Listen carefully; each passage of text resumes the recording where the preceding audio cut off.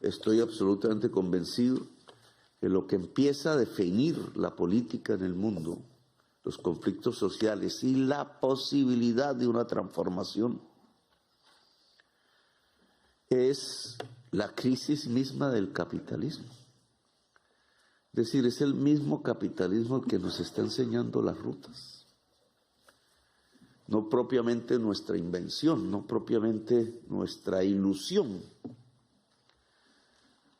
En realidad yo no sabría decirle si es preferible apoyar a Estados Unidos o a Rusia, me parece que es lo mismo. Me parece que en el juego de la política mundial realmente no tenemos alternativas sociales.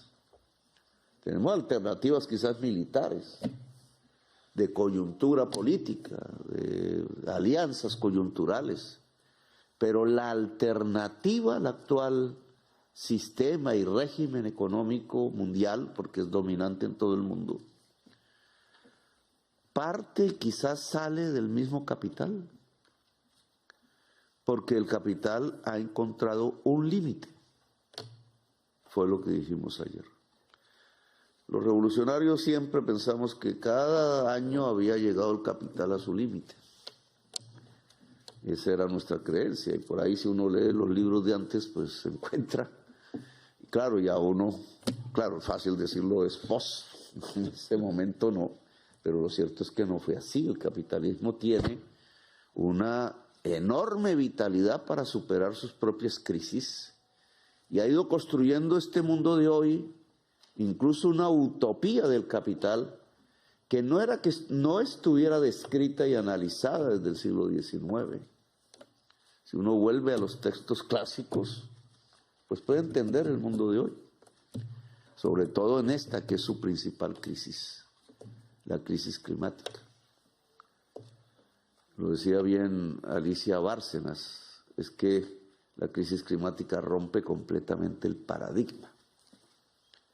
Si uno lo mira desde la teoría económica, rompe el paradigma de la creencia de que un mercado libre lleva al bienestar, que es el teorema de Walras, que está en el fondo de toda ideología política de los gobiernos del mundo de hoy, de la televisión, incluso de la cultura de la sociedad. ¿No? La libertad de los mercados nos llevó al punto de extinción de la humanidad, no al máximo de bienestar. Luego se rompió el paradigma teórico. Ahora, esa ruptura de paradigmas mentales, de conocimiento del pensamiento, indudablemente está anunciando lo que será una ruptura política muy intensa y social en la humanidad que nos toca vivir y a la cual tenemos que prepararnos. En cierta forma, estos ejercicios de gobierno son formas de preparación previa, porque es la extinción de la humanidad lo que se ha puesto en el orden del día. Cuando los europeos se reúnen con nosotros a nivel institucional, que saben qué significa la crisis climática, porque es una lectura y un mensaje que nos ha entregado la ciencia, no los partidos políticos, la ciencia misma, y que anuncia a través de sus teorías científicas la debacle de la vida en el planeta a partir de la acumulación del capital, pues sea ahí que ese es su límite. El capital no puede ir más allá porque solo habría muerte. La acumulación de capital no podría ir más allá porque solo provocaría la extinción. Y allí viene una tensión ideológica y política que es la que estamos viviendo. Las tendencias, la creencia, incluso la utopía de pensar que el capital mismo puede resolver el Frankenstein que creó. Esa es la Unión Europea, esa creencia. Si uno escucha esta mañana a la presidenta del Consejo, o de la Comisión, ya no de la Comisión, ella decía algo que me pareció muy interesante, porque ella decía, no es que tenemos que apoyar al capital privado, porque sin el capital privado no podremos resolver la crisis climática. Fue el capital privado lo que produjo la crisis climática. No fue nadie más, no fue África, no fue América Latina, no fueron los socialistas en la oposición, incluso no fueron los gobiernos.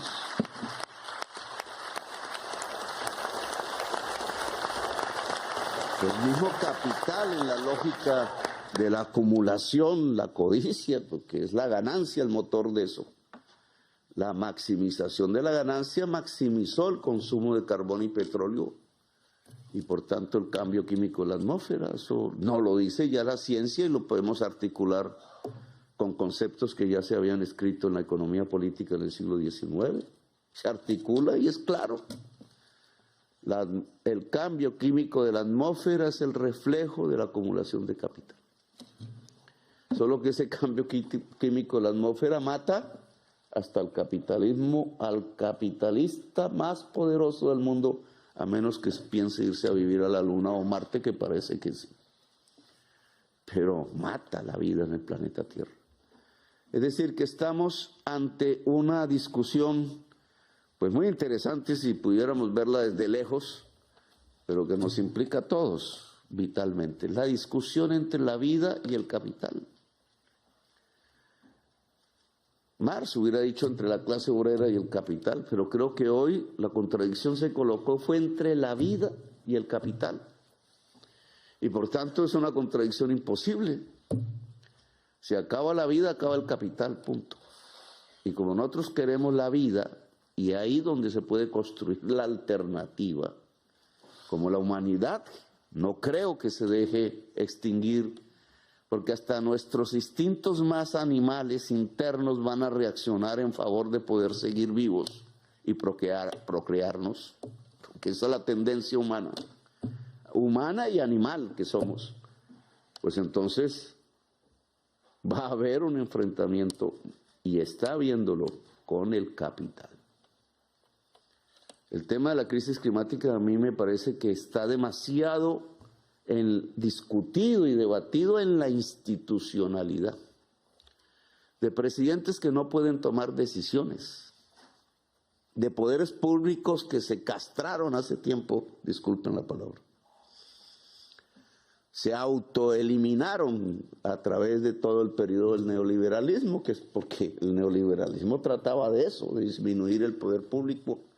Y ahora un poder público disminuido, endeudado, sin capacidades de planificación, incluso en la principal economía del mundo, los Estados Unidos, tiene que acometer la tarea de solucionar el Frankenstein del capital.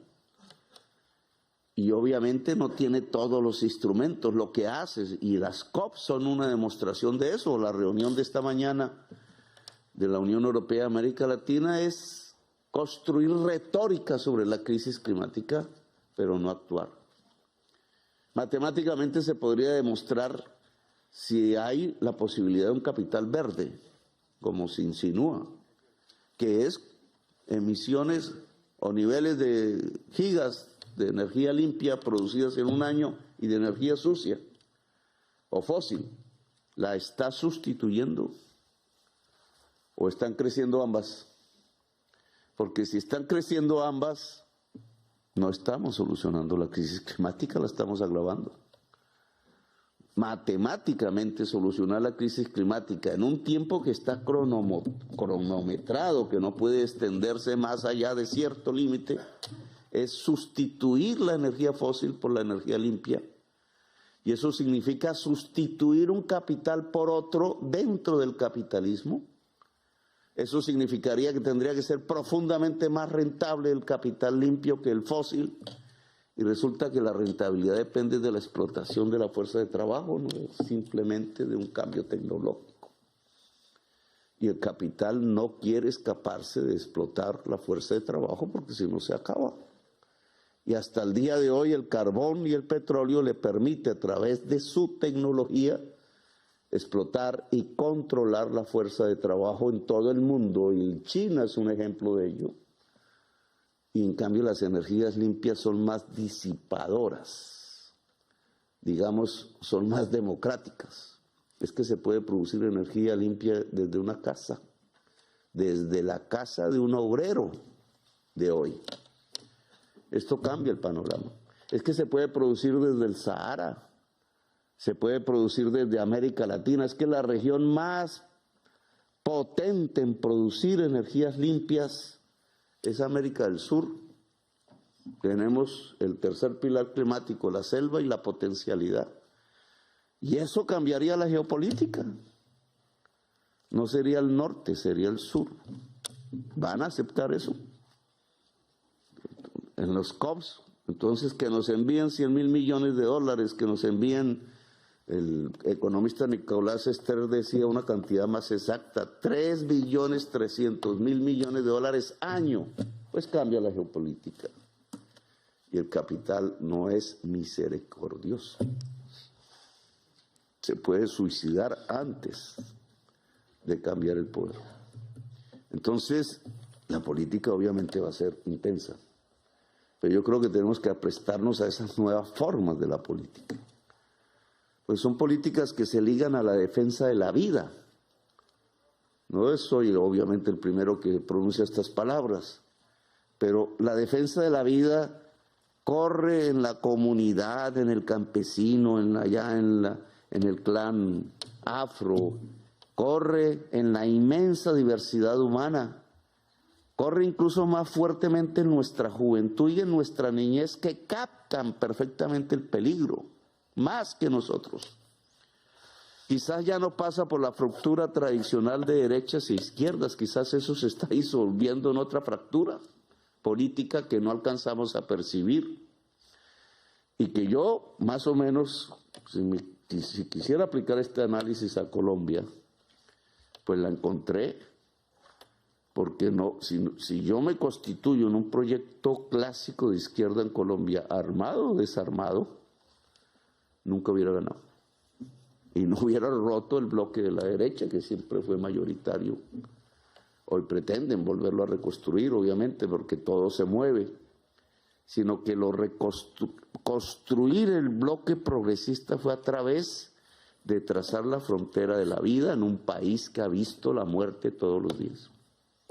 La vida, por eso nuestra consigna fue Colombia, potencia mundial de la vida. Esa convocatoria vital que yo creo que todos los rincones del planeta Tierra, de la humanidad, puede reconocerla y vibrar porque hay miedo. No se ha ocultado la información, se sabe qué va a pasar. Ese miedo hay que convertirlo en esperanza, decíamos esta mañana. El progresismo tiene que ser no solo un faro que junte la ciencia, porque no puede negar la ciencia. Una izquierda que niega la ciencia, pues no hay izquierda.